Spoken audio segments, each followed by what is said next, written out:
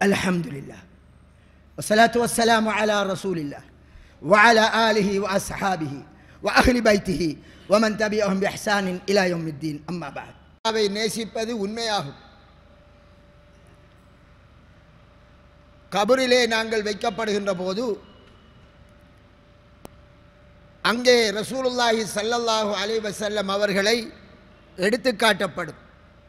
புகாரில் வரக்கூடிய ஹதீஸ். அப்போது ஒருவன் உண்மைக்குண்மையான மூமினாக இருந்தால் அவன் என்ன கூறுவானாம்? அஹ்பப்துஹு வத்தபஅதுஹு. இந்த வார்த்தையை சற்று கவனித்து பாருங்கள். நான் அவரை நேசித்தேன், அவரை பின்பற்றினேன். இது மண்ணறையில் கேலி கணக்கின் போது ஒரு மூமினானவன் கூறுகிற வார்த்தை. அப்ப நேசம் ரசூலுல்லாஹ் மீது உண்மையாக இருந்தால் அதன் வெளிப்பாடு நபியை போல் வாழ வேண்டும், அவரை பின்பற்றி நடக்க வேண்டும். ஒருவர் நபியை பின்பற்றவில்லை, ஆனால் நான் நேசிக்கிறேன் என்று சொன்னால் அவர் பொய் கூறுகிறார், அதாவது வாயளவில் கூறிக்கொள்கிறார். அவருடைய நேசம் உண்மையானது அல்ல. இதை நீங்கள் புரிந்து கொள்ள வேண்டும். எதிலே அவரை பின்பற்றுவது? எதையெல்லாம் அவர்கள் எங்களுக்கு மார்க்கமாக கொண்டு வந்தார்களோ அது அனைத்திலேயும் பின்பற்ற வேண்டும். நபியை போல் அவர் காட்டின வழியை முன்மாதிரியாக வைத்து பின்பற்றி நடக்க வேண்டும். சரி, ரசூலுல்லாஹி ஸல்லல்லாஹு அலைஹி வஸல்லம் அவர்கள் காட்டிய ஒரு விடயம்தான் திருமணம். 3 சஹாபாக்கள் ரசூலுல்லாஹ்விடம் வந்து நபியலாருடைய நடைமுறையை கேட்டுவிட்டு அதிலே ஒருவர் என்ன கூறினார்? நான் பெண்களை விட்டு ஒதுங்கி இருக்கப் போகிறேன், வணக்கத்தில் ஈடுபடப் போகிறேன் என்றார். மற்றவர் நான் பகலெல்லாம் நோன்பு பிடிக்கப் போகிறேன் என்றார், அதாவது சாப்பிடாமல். இன்னொருவர் இரவெல்லாம் நின்று வணங்கப் போகிறேன் என்றார், தூங்காமல்.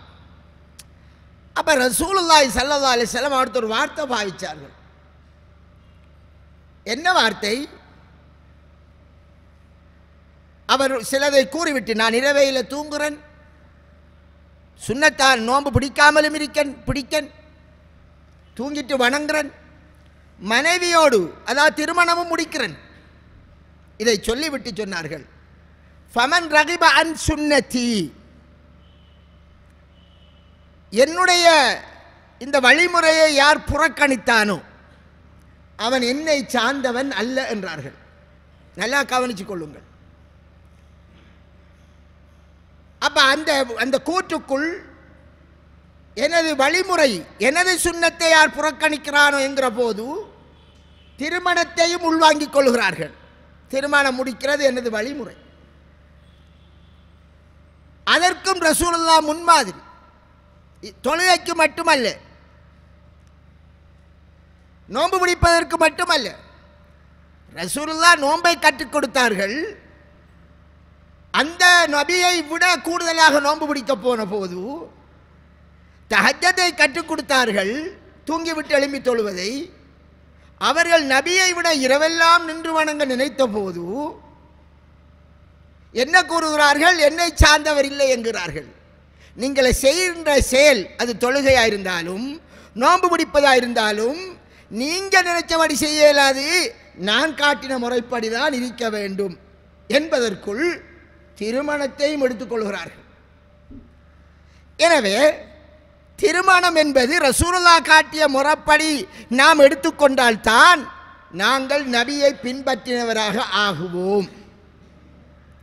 நாம் நினைச்சபடி செய்கின்ற உலக விடயம் அல்ல. ஆனால்தான் அல் குர்ஆனில் திருமணத்தை பற்றியும் திருமணத்தின் பின்னுள்ள நடைமுறை பற்றியும் அதிகமான இறை கட்டளைகள் வந்திருக்கிறது. நாம் அப்படி பின்பற்றவில்லையா? எங்கட மனம் போன போக்கில் நாங்கள் வாழ்கிறோமா? அப்ப நாங்கள் ரசூலுல்லாவை நேசிக்கவில்லை. நேசித்தல் என்றால் அவரை பின்பற்ற வேண்டும். அவரை நேசிக்கவில்லையா, பின்பற்றவில்லையா, மண்ணறையில் எங்களது பதில் என்னவாக இருக்கும்? பாடமிட்டு பதில் சொல்வதற்கு நமது நாட்டில் நடக்கிற கோடுகள் அல்ல, நீதிமன்றங்கள் அல்ல, உண்மைக்குண்மையாக வாழ்ந்தவரால் தான் பதில் சொல்ல முடியும். சகோதரர்களே, இப்ப நாம ரசூலுல்லாஹி ஸல்லல்லாஹு அலைஹி வஸல்லம் அவர்கள் வழிகாட்டிய சஹாபாக்களுடைய சில திருமண நடைமுறையை உதாரணத்துக்கு நாம் எடுப்போம். அப்துர் ரஹ்மான் பின் அவுஃப் ரலியல்லாஹு அன்ஹு, இவர் மக்காவை சேர்ந்தவர். மதீனாவுக்கு ஹிஜ்ரத் செஞ்சு வருகிறார். நபி ஸல்லல்லாஹு அலைஹி வஸல்லம் அவர்கள் மக்காவிலிருந்து வருபவர்கள் வெறுங்கையோடு வருவதால், சொத்துகள் அனைத்தையும் துறந்து விட்டு வருவதால் அவர்களுக்கு மதீனாவில் உள்ளவர்களை சோடியாக்கினார்கள். அந்த அடிப்படையில் அப்துர் ரஹ்மான் பின் சஅத் அவுஃப் ரலியல்லாஹு அவர்களுக்கு சஅத் பின் ரபி ரலியல்லாஹு அவர்கள் சோடியாக்கப்படுகிறார் சகோதரர்களாக. இரண்டு பேரும் சகோதரர்கள். இஸ்லாத்தினுடைய ஆரம்ப கட்டம் மதீனாவிலே உள்ள நிலை. அப்போது ரசூலுல்லாஹ் அவர்களுக்கு ஏற்படுத்திய சகோதரத்துவம் என்ன? மதீனாவில் உள்ள நபித்தோழருக்கு இருக்கின்ற சொத்தில் அரைவாசியை மக்கத்து சஹாபிக்கு கொடுப்பது. புகாரில் வரக்கூடிய ஹதீஸை வைத்து நான் நமது நடையிலே பேசுகிறேன். அப்ப அவர் சொல்லுகிறார், சாத் ரலியல்லாஹு அவர்கள், மதீனாவிலே நான் தான் ஆக வசதி உள்ளவன், எனக்கு 2 மனைவியர்கள், என் சொத்தில் அரைவாசி அவனுக்கு தருகிறேன். இப்ப அவர் வெறுங்கையோடு வந்தவர். பாருங்கள், என்னுடைய மனைவி 2 பேரையும் பார், அதில் உனக்கு யார் பிடிப்பாக இருக்கிறாரோ அவர் இன்னார் என்று சொல்லு, நான் உனக்காக தலாக் சொல்கிறேன், அவளை இத்தா முடிந்தது, நீ அவளை திருமணம் செய்து கொள். முதலாவது விடயம் சாத்தியமானது பொதுவாக. ஆனால் அவர் 2வது சொல்லுகிறாரே அந்த சஹாபி, அது அந்த சஹாபாக்களுக்கு சாத்தியமானது. ஏனென்றால் அவர்கள் ரசூலுல்லாவிற்காக உயிரை கொடுப்பார்கள். அப்ப தனக்கு விருப்பமான மனைவியை விட்டு கொடுப்பது சின்ன விடயம். நாங்கள் ரசூலுல்லாவிற்காக வாய் வார்த்தையால் எல்லாத்தையும் கொடுப்போம், பிராக்டிக்கலில் எதற்கும் தயாரில்லை. இந்த முடியை கூட உட தயாரில்லாமல் இன்றைக்கும் எத்தனை பேர் நபிர கட்டளையில் கத்தியை வைத்து வெட்டி நறுக்கிக்கு வந்திருப்போம். இது நம்முடைய ஈமான். அப்ப அந்த சஹாபி என்ன சொன்னார் அதைத்தான் அவதானிக்க வேண்டும். எனக்கு உங்களுடைய சொத்து தேவையில்லை, அவருக்கு எடுக்க உரிமை இருக்கிறது. சுபஹானல்லாஹ். எனக்கு பஜாரை காட்டுங்கள். அன்பிற்குரிய சகோதரர்களே, நாங்கள் நபீர உம்மத் என்கிறோம், கையில தொழில் இருக்கிறது. நாங்கள் என்ன செய்கிறோம்? எங்க சொத்து இருக்கிறது என்று தேடி, எங்கே ஊடு அழகான வசதியோடு எல்லாம் இருக்கிறது என்று தேடி போகிறோம். நாம் எங்கே? அந்த சொர்க்கத்து சஹாபி அப்துர் ரஹ்மான் பின் அவுஃப் அங்கே நபிகளார் சுவனவாதி என்று உலகத்திலே பட்டம் கொடுத்தார் அந்த நபித்தோழருக்கு. நீங்கள் அந்த வரிசையில் வர விரும்புகிறீர்களா? இவரை ஒரு முன்மாதிரியாக எடுங்கள். அந்த சொத்திலே அவருக்கு உரிமை மார்க்க ரீதியாக கொடுக்கப்பட்டது. பிறரின் சொத்தை எடுத்து நாம் வாழ்வது இல்லை என்று முடிவெடுத்தார். ஹலாலாக வந்தாலும் அவர் கஷ்டப்பட்டு உழைச்சது எனக்கு தேவையில்லை. அது என்ன பியூரிட்டி? எப்படி அந்த சஹாபாக்கள் சொத்திலும் குடும்ப வாழ்க்கையிலும் பரிசுத்தமாக இருக்க நினைத்தார்கள். அதற்கு பின் அவருக்கு காட்டப்பட்ட பஜாருக்கு சென்றால் வியாபாரத்தில் ஈடுபட்டார். அன்றே சில ஆதாயத்தை அடைந்தார். சில நாட்கள் கடந்தது. அவர் வருகிறார். அவருடைய ஆடையிலே வாசனை அடையாளம். என்னப்பா விசேஷம் என்று ரசூலுல்லாஹ் கேட்கிறார்கள். யா ரசூலுல்லாஹ், நான் திருமணம் செய்து விட்டேன். அவ்வளவு குயிக்காக அவர் திருமணம் செய்து ஒரு பெண்ணோடு வாழ்வதற்கான சக்தியை பெற்றுவிட்டார் என்றால் அவருடைய ஈமானுக்கு அல்லாஹ் கொடுத்த பரிசு. நமக்கிட்ட அந்த ஈமான் இருக்கா? நம்முடைய ஈமான் இதிலே இருக்கிறது. பிறருடைய சொத்தின் மீது தான் ஈமான். ஹஸ்பி அல்லாஹு வ நிஅமல் வக்கீல், எனக்கு அல்லாஹ் போதுமானவன் என்று தவக்கல் வைக்கிற அந்த தன்மை கிடையாது. ومن يتق الله يجعل له مخرجا ويرزقه من حيث لا يحتسب. யார் அல்லாஹ்வை பயர்கிறாரோ அல்லாஹ் அவருக்கு கஷ்டத்திலே விடிவை ஏற்படுத்தி அவர் நினைச்சு பார்க்காத விதத்திலே அவருக்கு ரிஸ்கை அல்லாஹ் திறந்துடுவார். நினைச்சு பார்த்திருக்க மாட்டார். அவர் அல்லாஹ்வை பயந்ததான் விளைவாக தவக்கலுக்கும் இறையச்சத்துக்கும் கொடுக்கிற பரிசு. நமக்கிட்ட அது இருக்கா? நம்முடைய உம்மாவும் நம்முடைய வாப்பாவும் எதையெல்லாம் பார்ப்பார்களோ, எந்த சொத்துக்கு பின்னால் போவார்களோ, பேராசை பிடித்தவர்களாக இன்னொருவரை அழித்து வாழ்கின்ற மிருக கலாச்சாரம், மற்றவரை நசிக்கு வாழ்கின்ற யூத கலாச்சாரம். சரி, அந்த சஹாபியிடம் ரசூலுல்லாஹ் கேட்டார்கள், என்னப்பா மகர் கொடுத்தாய்? கேள்வியை பாருங்கள். ஈச்சங்கொட்டை அளவு தங்கத்தை கொடுத்தேன். அது ஒரு பவுனாக இருக்கலாம் அல்லது அரை பவுனாக இருக்கலாம். மகர் அதுக்குள்ள உழைச்சிட்டார். சிலர் கேட்பார்கள், இப்படி வந்த சஹாபி அப்ப ஊடு எங்க இருக்கும்? அவருக்கு பொண்டாட்டியில விட்டுதானே போயிருப்பார் என்று கேட்பார்கள். ஏன் இருக்கிறதற்கு நாம் போகின்றது மனைவி வீடு என்பதால் சஹாபாக்களை அதற்குள் லைன் எடுப்பது, ஹலாலாக கிடைத்த சொத்துக்களையே தேவையில்லை என்ற சஹாபி, விரும்பிய பெண்ணை நீ சொல் நான் உனக்கா விட்டுத்தர என்ற போது தேவையில்லை என்று சொன்ன சஹாபி மனைவி வீட்டுக்கு போயிருப்பார் என்று இட்டு கட்டுவதெல்லாம் இன்று சாதாரணமாக ஆகிவிட்டது சஹாபாக்களின் மீது. அவர்களுடைய வீடு என்பது நாம் வருஷக்கணக்கில் உழைச்சி கட்டுகிற பங்களா வீடு அல்ல. ரசூலுல்லாஹ் ஹிஜ்ரத் செய்து மக்காவிலிருந்து மதீனாவுக்கு வருகிறார்கள். இடையிலே குபாவிலே சில நேரம் கழிக்க வேண்டி வருகிறது. ஒரு நாள் கிட்டத்தட்ட என்ன செய்தார்கள்? அவர்கள் தங்கிய அந்த நேரத்திலேயே குபாவிலே ஒரு பள்ளியை கட்டிவிட்டார்கள். பள்ளி என்றால் என்ன? பள்ளிக்கண்டு ஒதுக்கப்பட்ட இடத்தில் 4 கம்பை நாட்டிவிட்டால், மேலே ஈச்சோலையால் போட்டுவிட்டால் அது ஒரு மாளிகை, அல்லாஹ்வின் பள்ளி வாயில். நமது பள்ளி வாயிலுக்குத்தான் டோம் கட்டுவதற்கே இன்னும் பல வருஷம் கட்டிக்கிருக்கிறார்கள், முடியுதல்ல, மார்க்கத்தில் இல்லாததை. அப்படி கொண்டவர்களின் வீடு என்ன? நமது வீடுகளை வைத்து நீங்கள் யோசிக்க கூடாது. வெளியரங்கி போகிறீர்களே, கிராமப்புறங்களிலே தமிழ் மக்கள் சிங்கள மக்கள் வாழ்கிறார்களே, வீடுகள் பாதையோரங்களில் ஆங்காங்கே ஒரு ஆள் தங்குவதற்கான வீடு. அந்த வீடு கம்பினால் கட்டப்பட்டிருக்கும், மண்ணினால் கட்டப்பட்டிருக்கும். அது கட்டுவதற்கு எத்தனை நாள் வேணும்? மாசக்கணக்கா? ஒரு நாளையில் கட்டி முடித்து விடுவார்கள். 4 கம்பை நாட்டிவிட்டால் அதை ஏதோ இலைகுலையாலோ அல்லது சில தடிகளாலோ மறைத்து விட்டால் வீடாகி விடுகிறது. இதில் ஆச்சரியம் என்ன தெரியுமா? அதுதான் மிக முக்கிய பாயிண்ட்ஸ். 5 நேரமும் பள்ளிக்கு வருகிற சஹாபி, லோஹருக்கும் அசருக்கும் மாரிபுக்கும் இஷாவுக்கும் சுபஹுக்கும் நபியலாருக்கு பின்னால் தொழுகிற சஹாபி. அவர் நேற்று கல்யாணம் செய்தார், ரசூலுல்லாஹ்வுக்கு தெரியாது.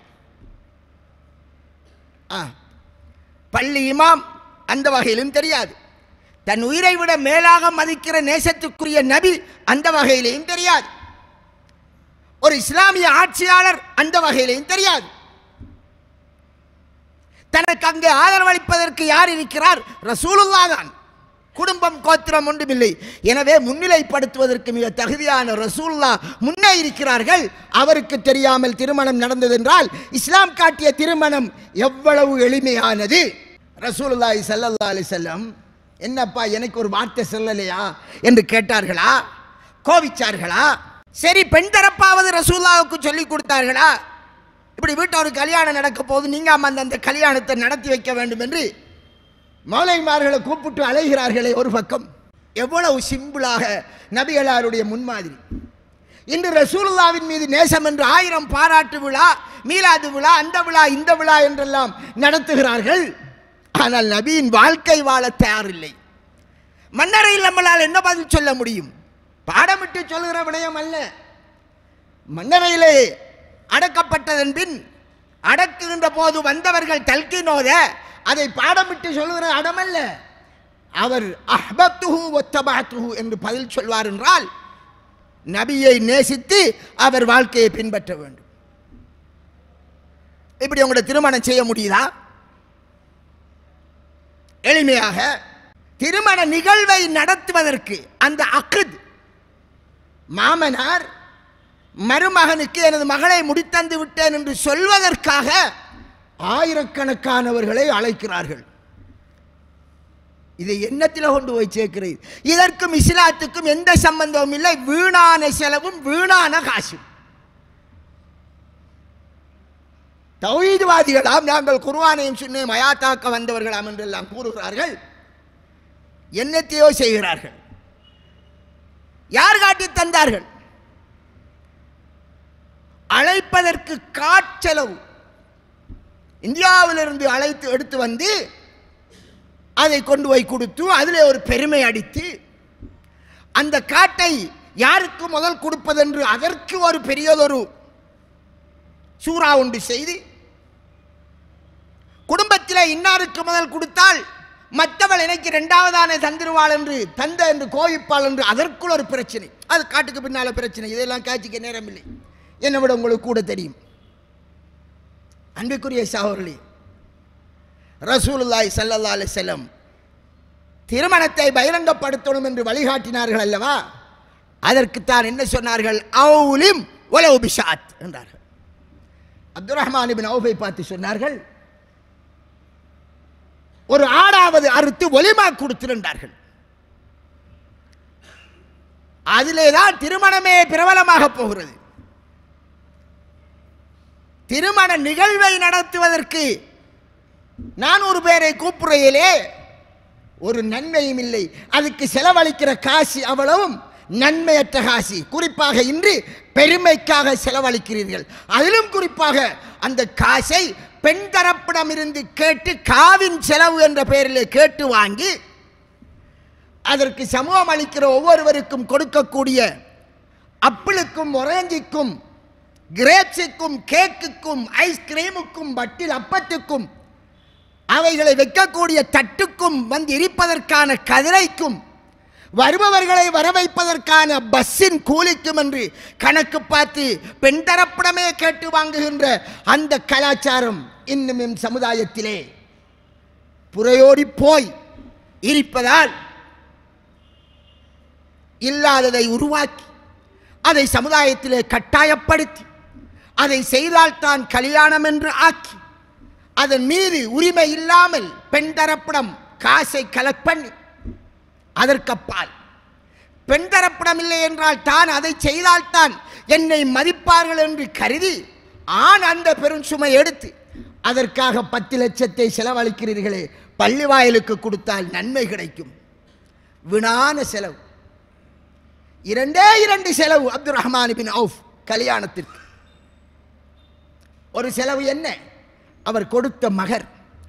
அடுத்த செலவு என்ன? அவர் கொடுத்த வலிமா. சிம்பிளாக முடிந்துடும்.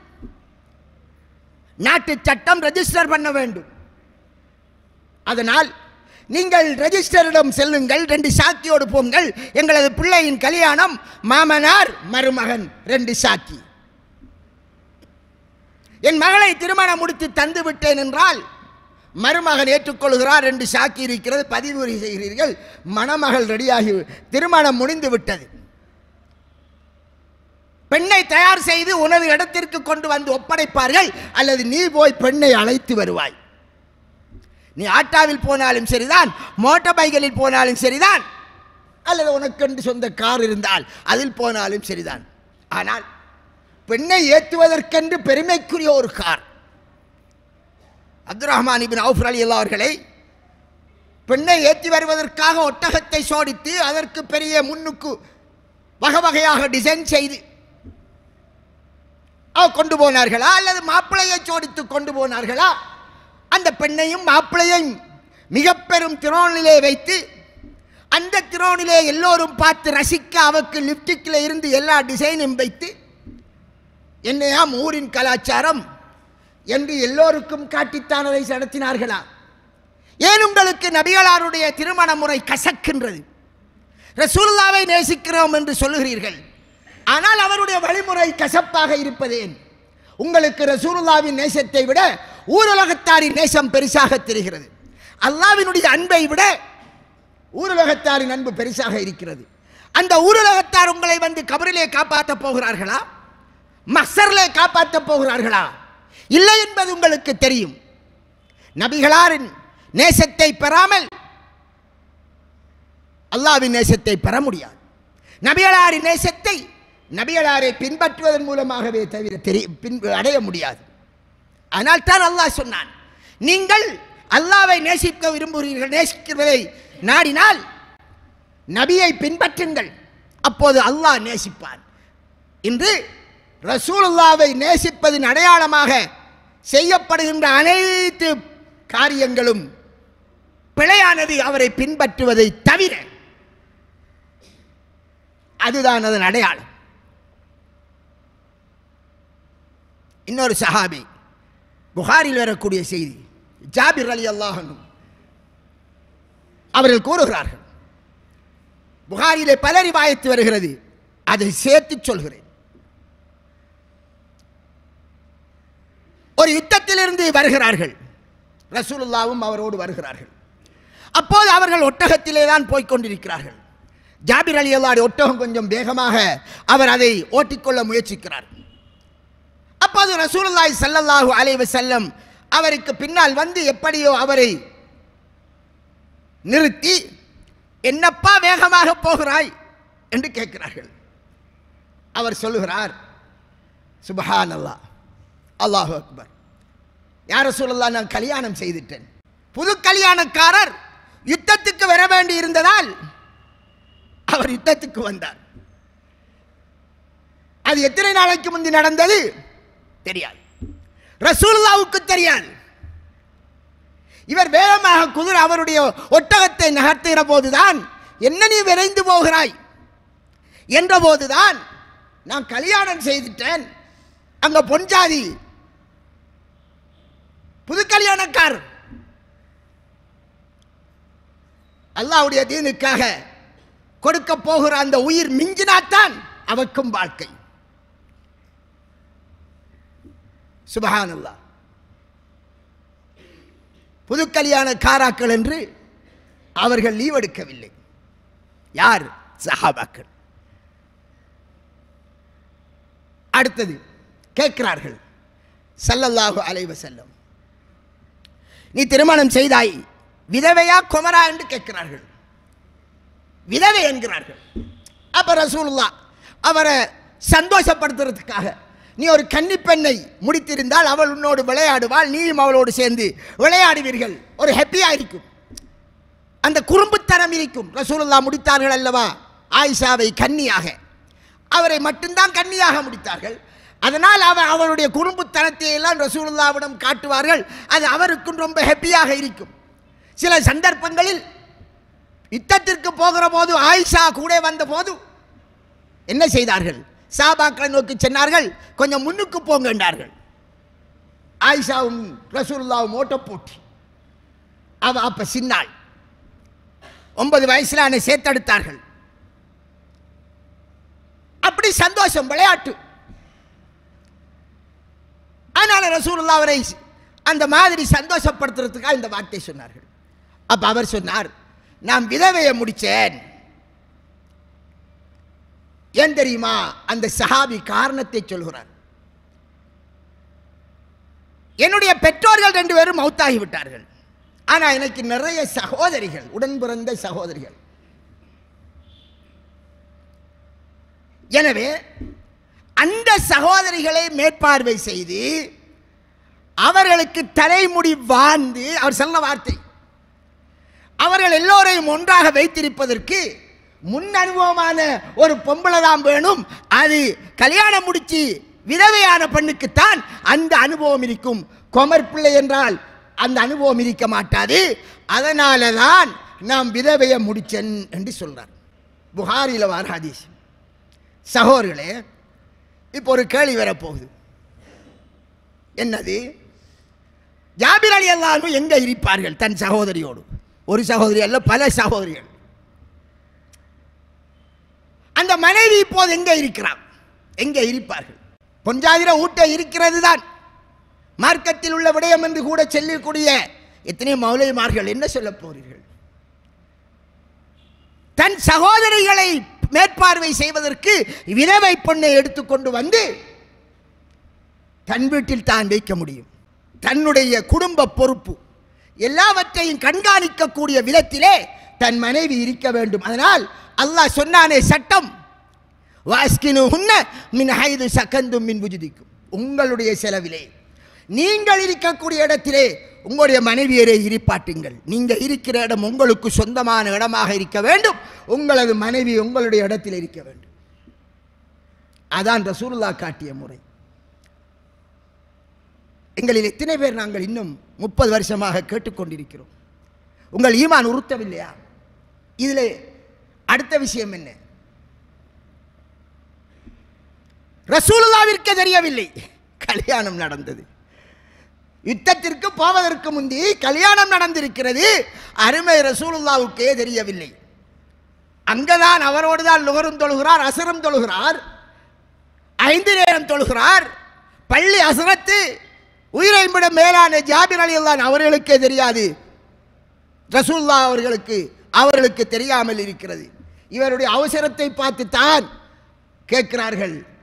அப்போதுதான் சொல்ல, நான் கல்யாணம் செய்துட்டேன் யார் ரசூலுல்லாஹ். எவ்வளவு சிம்பிளாக நடந்திருக்கிறது.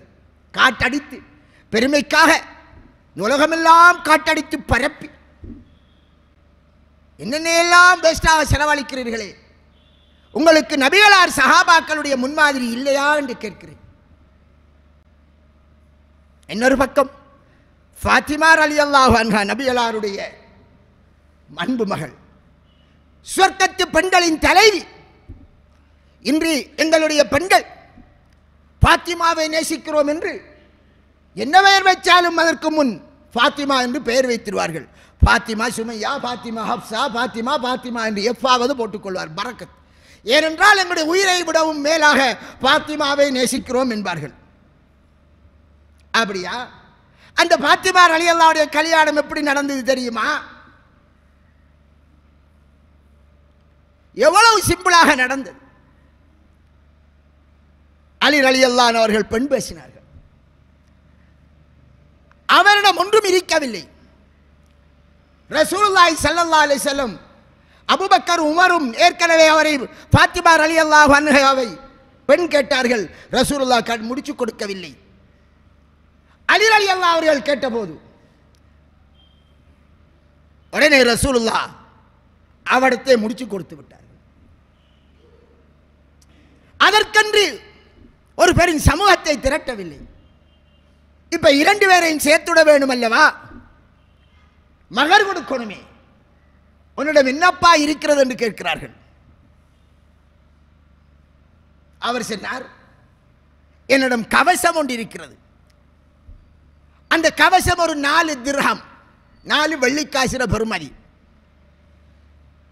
4 வெள்ளிக்காசிர பெறுமதி என்றால் ஒரு அரை பவுண்ட் தங்கத்தை விட குறைஞ்ச பெறுமதி. 3 புரிச்சு ஒரு பங்கு.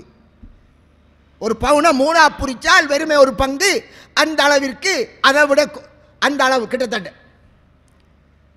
அப்படி கவசம். அவர் யுத்தத்துக்குரிய கவசம். ரசூலுல்லாஹி ஸல்லல்லாஹு அலைஹி வஸல்லம் முதல் மகரை கொடு என்று அந்த 4 திர்ஹம் பெறுமதியான அந்த கவசத்தை மகராக கொடுத்து அவர்களை 2 பேரையும் சேர்த்து வைத்தார்கள். அதற்கென்று எந்த விழாவும் கிடையாது, எந்த ஃபங்க்ஷனும் கிடையாது. விழா என்பது ஒலிமாதான். அதை நாங்கள் ரசூலுல்லாஹ்வுடைய கல்யாணங்களிலே அழகாக காணலாம். ரொம்ப சிம்பிளாக செய்தார்கள், அவருடைய சக்திக்குட்பட. ஃபாத்திமாவின் கல்யாணத்தில் மஹேண்டி ஃபங்க்ஷன் என்று நீங்கள் ஏற்படுத்திய தாய்க்குலமே, எங்கே இருந்து வந்த கலாச்சாரங்கள் எல்லாம் வந்துதா? பாத்திமாவுக்கு அடையாளம் போட போனது யாரு? அப்துல் ரஹ்மான் இப்னு அவுஃபுக்கு மனைவிக்கு அடையாளம் போட போனது யாரு? ஜாபிர் ரலியல்லாஹுடைய மனைவிக்கு அடையாளம் போட போனது யாரு? அடையாளம் போட போறாம் என்று அதற்கென்று ஒரு ஃபங்க்ஷன், அதற்கென்று பஸ்ஸிலே போகிறார்கள். யார் உருவாக்கியது? நமது கல்யாணங்களிலே தமிழ் மக்களிடம் இருந்த கலாச்சார நடைமுறை நிரம்பி இருக்கிறது. யார் எந்த சமுதாயத்துக்கு ஒப்பாவாரோ அவர் அதே சமுதாயத்தை சேர்ந்தவர் ஆவார். இன்று அந்த கலாச்சாரம் மருகி போக மேற்கத்திய கலாச்சாரம் மேலோங்கி வருகிறது. வெஸ்டர்ன் அமைப்பில் யூதர்களையும் கிறிஸ்தவர்களையும் நெருப்பு வணங்கிகளையும் மஜூசிகளையும் இணை வைப்பாளர்களையும் பின்பற்றி நாங்கள் ரசூலுல்லாவின் வழிமுறையை தள்ளி வைத்துவிட்டு அதை மறுமையில் பார்ப்போம் என்று தைரியமாக சவால் விட்டுக்கொண்டு உங்களுடைய திருமணங்களை செய்கிறீர்களே. எங்களுடைய பெண்கள் அவர்கள் போகின்ற வழியிலே நீங்கள் விட்டால் அவர்களால் தான் நீங்கள் நரகம் போக வேண்டி வரும். உங்களால் தடுக்க முடியவில்லையா? ஆம், அது நாங்களாக தேடிக்கொண்டது. நாங்கள் அவரிடத்தில் சரணடைந்து விட்டதால், அல்லாஹ்வுடைய தூதர் காட்டிய வழிமுறைக்கு மாற்றமாக நாங்கள் பெண்களிடம் சரணடைந்து விட்டதால், அவர்களுடைய வீடுகளில் தஞ்சம் புகுந்து விட்டதால் அங்கே அந்த பெண்களின் சத்தங்கள் தான் உயர்கிறது. நாங்கள் அடிமைகள் மாதிரி நடத்தப்படுகிறோம், நாங்களாக தேடிக்கொண்டது. எனவே வளருகின்ற சமூகமாவது, நடந்த சமுதாயம் போகின்றது, வரப்போகின்ற சமூகமாவது, உங்களுடைய பிள்ளைகள், ஆண் பிள்ளைகள் பெண் பிள்ளைகளாவது நபிகளாரின் முன்மாதிரியை வைத்து யூத கிறிஸ்தவ மேற்கத்திய இந்திய முஷ்ரிக் இவர்களின் கலாச்சாரத்துக்கு அப்பால் நாங்கள் எங்களது திருமணத்தை ஆக்க வேண்டும் என்று விரும்பக்கூடாதா? நேசிக்க கூடாதா ரசூலுல்லாவை? என்ன பதில் சொல்ல போகிறோம்? திருமணம் ரசூலுல்லாவுடைய சுன்னா, அதற்கு அவர் அழகான முன்மாதிரி. உங்களுக்கு ரசூலுல்லாவிலே அழகான முன்மாதிரி இருக்குது. நீங்கள் அல்லாஹ்வையும் ஆகிரத்தையும் நம்பினால் என்பதை அல்லாஹ் திருக்குர்ஆனிலே சொல்லான் அல்லவா? ஏன் அந்த ரசூலுல்லாஹ்வின் முன்மாதிரியை எடுக்காமல் இருக்கிறீர்கள்? ஏன் அவரை முதுகுக்கு பின்னால் வைக்கிறீர்கள் என்று நபிகளாரின் மீது நேசம் என்று எத்தனையோ மேடைகளை போடுகிறார்களே, அதற்காக உயிரை கொடுப்போம் என்கிறார்களே. அந்த ரசூலுல்லாஹ்வின் வழிமுறையை புறக்கணித்து விட்டு மேற்கத்திய பெட்டனிலே ஹோல்களிலே இசைகளோடு பல்வேறுபட்ட அநாகரீகமான கலாச்சாரங்களோடு டான்ஸோடு, டான்ஸ் 5 ஸ்டார் ஹோட்டலுக்கு சென்று டான்ஸ் கலாச்சாரம் யார் காட்டியது? இதன் அடிப்படையில் செய்கிறீர்களே. அதற்குள் ஒரு தொப்பி போடுவார்கள் மாப்பிள்ளைக்கு. சுப்ஹானல்லாஹ், அது இஸ்லாமா? தொப்பி போட்டால் முஸ்லீம், மற்ற எல்லா ஹராத்தையும் செய்யலாமா? இப்ப மிஞ்சி இருக்கிறது என்ன? முஸ்லிம்களின் கல்யாணத்தில் இப்ப மிஞ்சி இருக்கிறது 2-3 தான். ஒன்று சாராயம் பரிமாறப்படுவது, ஓப்பனாக நடக்கல. இரண்டாவது, இவர மனைவியை அவரும் அவர மனைவி இவருமாக கை கொடுத்து அந்த சபையிலே டான்ஸ் ஆடுவது, மேற்கத்திய டான்ஸ் சிஸ்டம். ஹோலுக்கு வந்து விட்டீர்கள். இன்னொன்று மிஞ்சி இருக்கிறது. கல்யாண அந்த ஹாலிலே கணவனும் மனைவியும் அங்கேயே எல்லோரும் மத்தியிலே தாங்கள் ஒத்துமை என்பதற்கு அடையாளமாக சபையிலே முத்தமிடுவார்கள். அதுவும் மிஞ்சி இருக்கிறது. அதையும் சில நேரம் செய்ய தொடங்கியிருப்பார்கள், நமக்கு தெரியாது. என் அன்பிற்குரிய சகோதரர்களே, நாங்கள் யார்? இது ரசூலுல்லாஹ் பிறந்த மாதம் என்று நாங்கள் உயிரிலும் மேலான ரசூலுல்லாஹ் என்று சொல்கிறீர்களே, அந்த உயிர் எங்கே? உங்களின் முதுகுக்கு பின்னால் எறிந்து விட்டீர்கள். அவரை பின்பற்றுங்கள் என்று உங்களிடம் அழைப்பு விடுக்கப்பட்டால் அது இந்த காலத்துக்கு பொருந்தாதுங்கிறீர்கள். அப்படியா? அப்ப கபரிலே நீங்கள் என்ன பதில் சொல்ல போகிறீர்கள்? நாங்கள் யூதர்களை பின்பற்றினோம், நேசித்தோம், அதனால் பின்பற்றினோம். இந்துக்களின் கலாச்சாரம் எங்களுக்கு விருப்பமாக இருந்தது, ஆனால் அவர்களை நேசித்தோம், பின்பற்றினோம். இப்படி அந்த பதிலாக சொல்ல போகிறோம். சிந்தியுங்கள். உங்களது மனைவி உங்களை சோதிக்க அல்லாஹ் உங்களுக்கு தந்தவள், அதை புரியுங்கள். உங்களின் பிள்ளை உங்களை சோதிக்க அல்லாஹ் உங்களுக்கு தந்தது. ரசூலுல்லாஹி ஸல்லல்லாஹு அலைஹி வஸல்லம் உடைய கல்யாணங்கள் எவ்வளவு சிம்பிளாக நடந்தது. ஜைனப் ரலியல்லாஹுடைய கல்யாணம், சஃபியா ரலியல்லாஹுடைய கல்யாணம், ஆயிஷா ரலியல்லாஹு அன்ஹாவின் கல்யாணம், சௌதா ரலியல்லாஹு அன்ஹாவின் கல்யாணங்கள் சொல்வதற்கு நேரம் இல்லை, இடம் கொடுக்காது. ரசூலுல்லாஹி ஸல்லல்லாஹு அலைஹி வஸல்லம் அவர்களுக்கு கைபர் யுத்தத்திலே அடிமை பெண்ணாக கிடைத்தவர் தான் சஃபியா ரலியல்லாஹு அன்ஹா.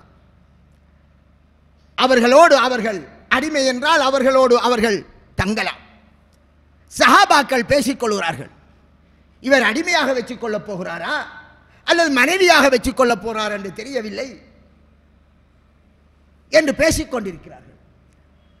இவர்கள் அந்த நேரம் அதற்கு முந்தையே நபியலாவுடைய மனைவிமார்களுக்கு முகத்தை மூட வேண்டும் என்ற, ஆண்களுக்கு முன்னால் மூட வேண்டும் என்ற வசனமும் இறங்கிவிட்டது. ஸல்லல்லாஹு அலைஹி வஸல்லம் அவர்கள் விடிந்ததும் சஹாபாக்களை உங்களிடம் இருக்கிற பண்டங்களை கொண்டு வாருங்கள் என்கிறார்கள். உணவுப் பொருட்களை, ஈச்சம்பழம் வருகிறது, நெய் வருகிறது, தயிர் வருகிறது. அந்தந்த சஹாபாக்களிடம் இந்த எல்லாத்தையும் போட்டு ஒரு தன்னுடைய பரக்கத்தான கையினால் ஒரு விரிப்பில் போட்டு பெரட்டி போட்டு சாப்பிடுங்கள், இதான் வலிமா என்றார்கள். அவரிடம் இருந்தது நண்பரிடம் இருந்து எல்லாம் போட்டு சாப்பிட்டு வலிமாவை முடித்து விட்டார்கள். அதொரு புறம்.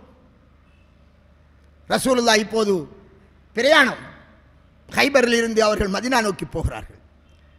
ஒட்டகத்திலே ஏற்ற வேண்டும், மனைவியை ஏற்றுகிறார்கள் ஹிஜாபோடு. அடிமை பெண் என்றால் முகமூட தேவையில்லை, ஆனால் அவர்கள் ஹிஜாபோடு ஒட்டகத்தில் ஏற்றப்பட்டார்கள். அப்போதுதான் சஹாபாக்களுக்கு அவர்கள் மனைவியாகவே எடுத்துக்கொண்டார்கள் என்ற அந்த தெளிவான விடயம் எல்லோருக்கும் இதானது. எல்லாருக்கும் சாப்பாடு கொடுப்பதற்கு போதுமா இருக்காது, ஏதோ வலிமாவை சிம்பிளாக முடித்தார்கள். ரசூலுல்லாஹி ஸல்லல்லாஹு அலைஹி வஸல்லம் அவர்கள் சபியாவை முடித்தார்கள் என்பது யாருக்கும் தெரியாது. அவர் மனைவி என்று காலையில் அறிவிக்கும் வரை வலிமாவின் மூலமும் தன் மனைவிக்கு ஃபேஸ் கவர் போட்டதன் மூலமாகவும் சிம்பிளாகவே கல்யாணம் முடிந்துவிட்டது. அப்ப வலி இல்லையா என்று கேட்பீர்கள். அருமை ரசூலுல்லாஹி ஸல்லல்லாஹு அலைஹி வஸல்லம் அவர்களுக்கு வலி தேவையில்லை சஃபியாவை முடிப்பதற்கு. அவ அடிமையாக இருந்ததால் அவவை உரிமை விடுவதை மகராக வைத்து, அடிமையை உரிமை விடுவதை மகராக கொடுத்து முடித்து விட்டார்கள், மனைவியாக எடுத்துக்கொண்டார்கள். ரசூலுல்லாஹ்விற்கு ஒலி தேவையில்லை என்றால் அது சிலருடைய கருத்து, சில சந்தர்ப்பங்களில் தேவைப்படாது. உதாரணம், தன்னை ஒரு பெண் வந்து ஒப்படைத்து விட்டாள் என்றால் அப்போதும் தேவைப்படாது. ரசூலுல்லாஹி ஸல்லல்லாஹு அலைஹி வஸல்லம் அவரிடம் சபையிலே ஒரு பெண் வருகிறாள், என்னை நான் உங்களுக்கு ஒப்படைத்து விட்டேன் என்கிறார். ரசூலுல்லாஹ் மேலிருந்து கீழாக பார்க்கிறார்கள். ஆடையோடு தான் இருந்தார்கள், ஹிஜாபுடைய சட்டங்களுக்கு முன்னென்று தான் சொல்ல வேண்டும். ஸல்லல்லாஹு அலைஹி வஸல்லம் ஒன்றும் பதில் சொல்லவில்லை. அப்போது பக்கத்தில் இருந்த நபித்தோழர் கேட்கிறார், அல்லாஹ்வின் தூதரே, எனக்கு அந்த பெண்ணை முடித்து தாருங்கள்,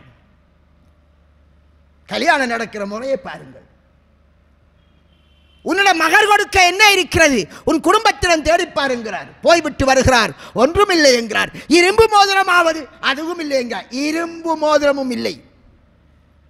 சஹாபாக்கள் அன்று தொழில் செஞ்சு அன்று சாப்பிடுவார்கள், நாளைக்கு கிடைத்தால்தான். நம்மளை போன்று சேமித்து வைத்து வாழவில்லை, தவக்கலோடு வாழ்ந்தார்கள்.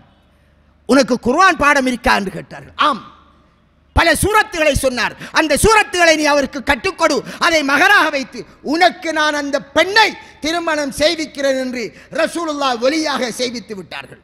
நபி ஒலியாக எல்லோருக்கும் இருக்க முடியும். நபி ஸல்லல்லாஹு அலைஹி அவர்கள் எல்லோருக்கும் ஒலியாக இருக்க முடியும். அந்த பெண்ணுக்கு ரசூலுல்லாஹ்வே ஒலியாக இருந்து அந்த திருமணத்தை முடித்து விட்டார்கள். அன்பிற்குரிய சகோதரர்களே, இல்லை ஆச்சரியம் என்ன தெரியுமா, அந்த சஹாபி எவ்வளவு வறுமையில் இருந்தால் தெரியுமா, மகர் கொடுக்க ஒன்றுமில்லை என்ற போது அவர் சொன்னார், என்னுடைய வேட்டி இருக்கிறது யா ரசூலுல்லாஹ், அதில் நான் அவருக்கு அரவாசியை கொடுக்கிறேன் என்றார். அவருக்கு மேலே போறதுக்கு கூட ஒன்றுமில்லை, மேல் தோள போறதுக்கு ஒரு போர்வை இல்லாமல் வெறும் வேட்டியோடு வாழ்ந்த சஹாபாக்கள். அவர்கள் எங்கேயும் சீதனம் தேடி பெண் வீட்டாரின் சொத்தை தேடி போகவில்லை. அடுத்த நாள் மனைவிக்கு உழைச்சி கொடுக்கணும், அதை உழைப்பார்கள், கொடுப்பார்கள். இன்று எத்தனை பேரை பார்க்கிறோம். அப்ப ரசூலுல்லாஹ் சொன்னார்கள், அதில் அரவாசியை கொடுத்தால் உனக்கு உடுக்க உடுப்பில்லை. அதனால் குர்ஆனை கற்றுக் கொடுப்பதை வைத்து மகராக முடிப்பித்தார்கள். ஆக அன்புக்குரிய சகோதரர்களே, எங்கே இந்த முன்மாதிரிகள்? ரசூலுல்லாஹ்வின் முன்மாதிரி எங்கே? ஏன் எங்களுக்கு வெறுப்பாக இருக்கிறது? எங்களுடைய உள்ளங்களிலே நிறைந்திருப்பதெல்லாம் யஹூதியத்தும் நஸ்ரானியத்தும். அவர்களுக்கு அடிமைப்படாதீர்கள். அல் மர்உ மஅமன் அஹப்ப ரசூலுல்லாஹ் சொன்னார்கள். மனிதன் இந்த உலகத்தில் யாரை நேசித்தானோ அவரோடு தான் மறுமை நாளையில் இருப்பான். நீங்கள் ரசூலுல்லாஹ்வை நேசித்தால் அவரோடு இருப்பீர்கள். நேசிப்பது உண்மையாக இருந்தால் அவரை பின்பற்ற வேண்டும் என்பது அதன் அடையாளம். ஆனால் தான் கபரிலே அவன் கூறுவான், நான் இவரை நேசித்தேன், இவரை நான் பின்பற்றினேன் என்று கூறுவான். பின்பற்றாத நாம், ரசூலுல்லாஹ்வின் லைஃபை உவப்போடு எடுக்காத நாம் அந்த பதில் கூற முடியாது. நாங்கள் மனதிலே பதிய வைத்துக் கொள்வோம். அல்லாஹ் நம் அனைவருக்கும் ரசூலுல்லாஹ் காட்டிய முறையிலே எங்களை திருமண நடைமுறையிலிருந்து அனைத்தையும் ஆக்கிக்கொள்ள நல்லருள் பாலிப்பானாக. வாஹிரு தாவானா அல்ஹம்துலில்லாஹ்.